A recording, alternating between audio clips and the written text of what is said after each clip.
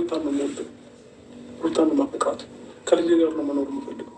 ስለዚህ ሁላችሁም እንደዚህ ያላችሁ ለምን የምታስጨ አብርሽ አሁን እየነቃ ነው። ትክክለኛውንም ውሳኔ እየወሰነ ነው። እግዚአብሔር ይመስገን። ምኞታችን እየተሳካ ነው። ሁሉ ነገር መስመር እየያዘ ነው። ቤተሰብ የአብርሽና የሩታ ትዳር ተመልሶ አብረው ያ የድሮ ፍቅራቸው አብሮነታቸው ምናምን ነገር ለማየት እኔ በጣም ነው የጓጉት። እመቤቴን በጣም የሚያስቀና ፍቅራቸው የድሮ ተመልሶ ወደ ነበረበት ቦታ። አሁን ደግሞ ልጅ ተጨምሯል። ልጅ ቤትን አድማቂ ፍቅርን የሚጨምር ነው። እኔ ግን ማለት ነው ዛሬ አንዱን ይሄ ማነው የአቤል የሚባል እንደው እሱን አጥቤ ላሰጣ ነው። እመቤቴ እንዴት እንዳናደደኝ። አንተ በሩታ እጅ ያልበላ ያልጠጣ ያክል ማለት ነው። ድጋጋም ከሩታ በላይ ዋጋ የከፈለ ሰው አለ እንዲህ ለፍቅር፣ ለዚህ ትዳር፣ ለዚህ ህይወት። ሰላም ውዶቼ፣ ሰላማችሁ ይብዛልኝ በያላችሁበት። በቅድሚያ ይህንን ቪዲዮ ላይክ፣ ሼር አድርጎ ሀሳብ አስተያየታችሁን በኮመንት አስቀምጡልኝ። ከአስመሳይ ጓደኛ ፈጣሪ ይሰውራችሁ በቅድሚያ ማለት ነው።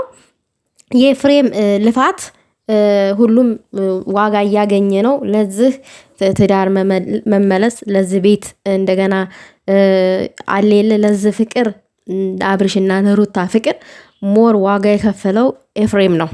ቤተሰብ ኤፍሬም ትልቁን ድርሻ ወስዷል። ትልቅ ዋጋ ከፍሏል። ከዛ ባሻገር ግን አቤላ ማለት ነው ማን ነው በራሷ እኮ ነው ራሷን የጣለችው። ራሷ ናት ሄርሜላ እንጂ አብርሽ ዋጋ ክፈይልኝ አላላትም። ራሷ ናት የመጣችው። ራሷ ናት ወደ እሱ ህይወት የመጣችው እንጂ አብርሽ ወደ እሷ ህይወት አልመጣም። ዋጋ የከፈለችልህ ከምንም በላይ ሄርሜላ ትበልልሽ። ተው በናትክ። አረ በመቤት ስም ስንት አይነት ልጋጋም ሰው አለ። በእግዚአብሔር ክፉ እንድንናገር አታድርጉን። እኔ ማለት ነው ይሄ የበሉበትን ድስት ሰባሪ የሆኑ ሰዎች አይመቹኝም። አስመሳይ ሰዎች፣ የተገለባባጭ ሰዎች አይመቹኝም። ሩታ እርጉዝ በነበረችበት ሰዓት ወደ ቤተሰቤ ልሄድ ስትል አቲጂ እያለ ሲያሽቃብጥ የነበረው ሁላ አቤላ ነበረ። ዛሬ ተገልብጦ አቤላ የሩታ ጥላት ነው። የሩታ ጥላት ማለት ነው። በጣም በሚደብር ሁኔታ እና በጣም ይደብርባል። አቤላ እመቤቴን ነው ምልክ እያደረክ ያለው ነገር ያስጠላብሃል። አብርሽ ግን ወንድ ነው። ዛሬ ሩታ ልጁን መምረጡ በጣም አስደስቶኛል። አብርሽ ጤነኛ አይደለም፣ አብርሽ በጤናው አይደለም ሩታን የመረጠው ምናምን ነገር። ምን አስባችሁ ነው እናንተ? ምን አስባችሁ ነው እንዴ? እናንተ እምነት የላችሁም? ሃይማኖት የላችሁም እንዴ? እንደዛ አይነት የሆነ የቆሸሽ የወረደ ሴጣን አምልኮን ምናምን ነገር የምታስቡት? ሰው ሃይማኖት ሲኖረው አንድ ሰው ሃይማኖት ሲኖረው በሴጣን አምልኮ ምናምን ነገር አይሸነፍም። በሴጣናዊ በሆነ ነገር እኔ አልሸነፍም። ማንም የፈለገ ነገር በእኔ ላይ ቢያስብ እኔ አልሸነፍም። እምነቴ ያድነኛል። ከጸለይኩኝ ብዙ ነገር ካደረግኩኝ ከገባሁበት እንትኑ ውስጥ እምነቴ ያወጣኛል። አንድ ሰው እምነቱ ያድነዋልና አብርሽም ከደርጎበት ከሆነ የሚያምነው አምላክ አንድ ቀን ያወጣዋል። ከዛ አሁን ወደ ሩታ የተመለሰው እውነት እናንተ እንዳላችሁት በዚህ በሴጣን ነገር እውነት ተደርጎበት ከሆነ የሆነ ሰዓት ላይ እምነቱ ያወጣዋል። በቃ ሰው ልጅ እምነት ካለው ከጾመ ከጸለየ ከበረታ ሁሉ ነገር ይፈታለታል። ውስብስብ ሁላ ይፈታለታል። ግን የወረደ ነገር አታስቡ። አብርሽና ሩታ ብዙ ጊዜ አብረው የቆዩ ሰዎች ናቸው። ተራ ሰዎች አይደሉም። በፍቅር አብረው የኖሩ ናቸው። ብዙ የተባሉ ሰዎች ናቸው አይደለ እንዴ? እናውቃለን እኮ። እና የሆነ ቆሻሻ ነገር አታስቡ። ሩታ መትታ ምናምን አትበሉ። በቃ እንደውም እኔ ከአብርሽ የተረዳሁት ነገር ቤተሰብ እንደው ታውቃላችሁ፣ አሁን ላይ ጸጸት እንደተጸጸተ ነው የተረዳሁት። በጣም ተጸጽቷል። ለዛ ነው ፍዝዝ ትክዝ ድንግዝ ያለው። ጠጠት ውስጥ ነው ያለው።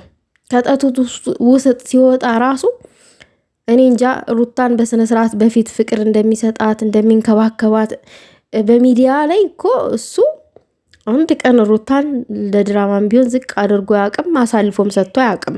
እና ያንን ፍቅሩን እንደሚመለስ ያ ፍቅር እንደሚመለስ ልጃቸውን በፍቅር እንደሚያሳድጉ እኔ ተስፋ አለኝ። ይቺ ከኋላ የመጣ አይና ወጣ ዛሬ ስለመጣች ፈልገው እኮ ነው ወደሽ ተደደፋሽ ብረክቱሻል አይክፋሽ ፈልገው አይደለ እንደዛ አይነቱን ህይወት እሷ የሰው ህይወት ልበጠብጥ መጣች እንጂ እውነት ትዳር አንድ ሰው ትዳር እንዳለው የሆነ የራሱ ህይወት እንዳለው እያወቅን በራሳችን እጅ ጥልቅ ብለን ተገባንበት ራሳችንን ነው መልሰን የምንጎዳው። እያሰብን ነው ሁሉንም ነገር ማድረግ ያለብን እንጂ ሰው ወዶ ላደረገው ነገር እኔ አላዝንም በፍጹም። ምንም ማዝነው ነገር የለም እና እሷ ወዳ ፈቅዳ ያደረገችው ነገር ነው። ሄርሜላ አላዝንላትም። እኔ ምንም አታሳዝነኝም። አብርሽ እንዳለው አታሳዝነኝም። እኔም ብሆን ማለት ነው ፈልጋ ነዋ እንዴ ፈልጋ ካደረገች መብቷን እንደፈለገች ትሁን እንዴ። አብርሽ ልክ አይደለም፣ አብርሽ ከራስ ጋር አይደለም፣ አብርሽ ይሄ ፎቶ አብረን የተነሳ ነው ምናምን ይሄ አብራችሁ የተነሳችሁትን ይሄ ምናምን ያሳለፋችሁት ጊዜ ምናምን ለአብርሽ ምንም አይደለም። እሱ ፈልገው ነው። ሴት ልጅ ፈልጋ ወዳ የሆነ ቦታ ተገባች፣ በተለይ በሰው ትዳር ውስጥ ተገባች፣ ያ ወንድ እንደማይከዳት ምን ያክል ዋስትና አላት? ምን ያክል እርግጠኛ ነች? ወንድ ልጅ እኮ ነው። ለምንድን ነው ራሳችንን መስዋዕት የምናደርገው? ለዛውም በሰው ህይወት ውስጥ ገብተን ማለት ነው። እና አንዳንድ ጊዜ ራሳችንን መስዋዕት አድርገን የሆነ ሰው እንዲያዝንልን የምናደርገው ነገር አለ። ሰው እንዲያዝንልን ምናምን ነገር እንዲታዘንልን ፈልገን ከሆነ ማንም እንዲያዝንልን አይችልም። የሰው ህይወት ናት የበጠበጠቻት። መቼም አታገኙም አብርሽ የኔ ነው እያለች ስታሽቃብጥ ነበረ። አብርሽ ወደ ቤቱ ተመለሰ። ልጄን እኔ ከዚህ በኋላ ራሱ አጠገቤ እንዳደርሱ ብሏችኋል። ያው እናንተ እንዳደርሱ ብትባሉ ማሰሙም በእርግጥ ነግሯችኋል። ቀብራራው አብርሽ ደስ ብሎኛል። እመቤቴን ነው የምላችሁ ቤተሰብ በጣም ነው ደስ ያለኝ።